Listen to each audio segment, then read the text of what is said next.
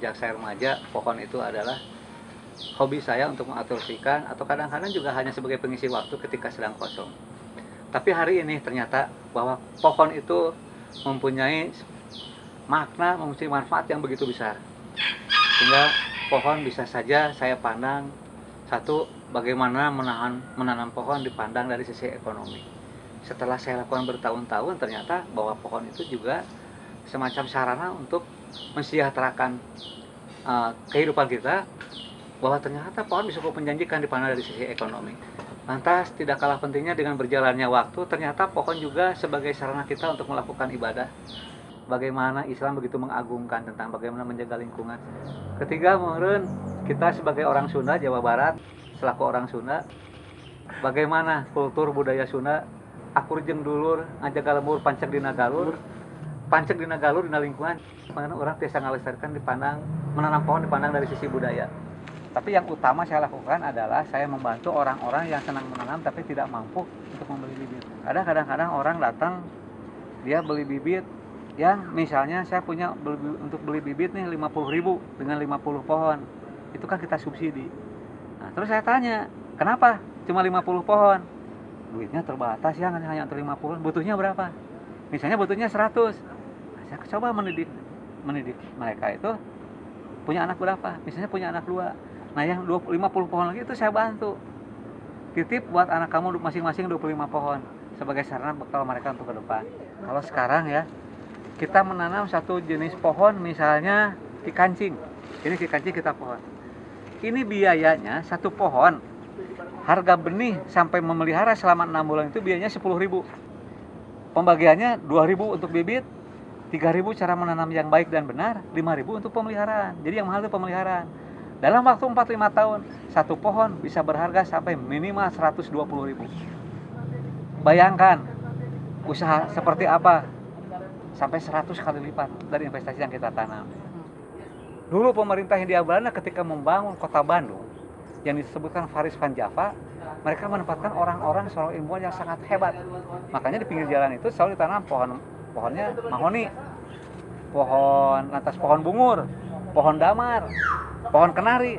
Ternyata begitu diselidiki, pohon-pohon itu pemakan timbal yang rakus. Lebih banyak kena polusi, lebih bagus hidupnya. Nah, itulah diantaranya fungsi pohon tentang merecycle kembali pencemaran udara menjadi oksigen murni. Ini sekarang yang menjadi sedang primadona di Indonesia, di kita khususnya di Jakarta sampai ke Bandung. Ini jenis eukaliptus, tapi dia punya tekstur seperti ini. Jadi orang nyebutnya bahwa ini tuh eukaliptus siloreng atau rainbow. Ini harganya cukup mahal sekarang dari sisi estetikanya karena warnanya berbeda. Ini lorengnya aja kayak loreng Kopassus ya. Saya biasanya datang ke tempat mata itu, saya menanam terep, menanam loa, menanam kemiri, menanam yang dibilang beringin.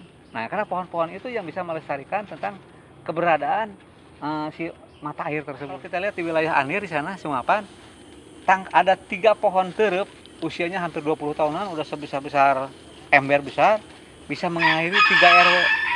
Jadi bagaimana hebatnya terep bisa menyimpan air. Ini buah yang memang di Bogor itu ada 2, buah sambolo sama sempur, kebanggaan ini sempur ini.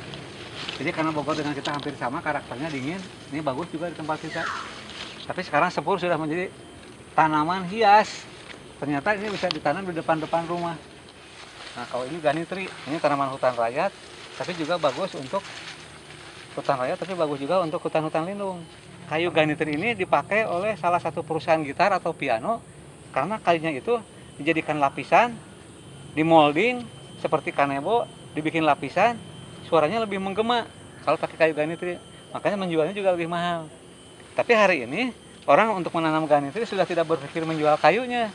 Karena buahnya aja, buah ganitri yang biru itu 1 kilo harganya 60.000. Yang sudah dipilih kecil-kecil, besar-besar harganya 120.000. Tapi dari sekian ribu itu suka ada yang beda. Sampai 10 biji harganya jutaan. Punya urat katanya. Jadi kalau berbicara tentang ganitri ya buat saya sih ada kemajuan. Jadi berpikirnya orang tidak akan menebang tapi memanfaatkan buahnya. Itu yang maksud saya tentang melestarikan konservasi. Ini juga saya sengaja lestarikan ada beberapa ratus pohon karena hampir punah. setiap 17 Agustus ada perlombaan panjat pinang. Tapi pinangnya tidak dilestarikan, ini pohon pinang. Saya kan bikin semacam laboratorium, tapi yang sifatnya otodidak. Jadi ketika orang bertanya di wilayah ini tanaman apa yang cocok ditanam, saya ajak mereka untuk melihat. Tah nu cocok teh iya tingali. Makanya saya membuat semacam arboretum. Jadi dalam satu hamparan nanti kita bisa lihat, dalam satu hamparan itu kita telah tanam kurang lebih hampir 136 jenis. Dan usianya sekarang sudah hampir 3 tahun.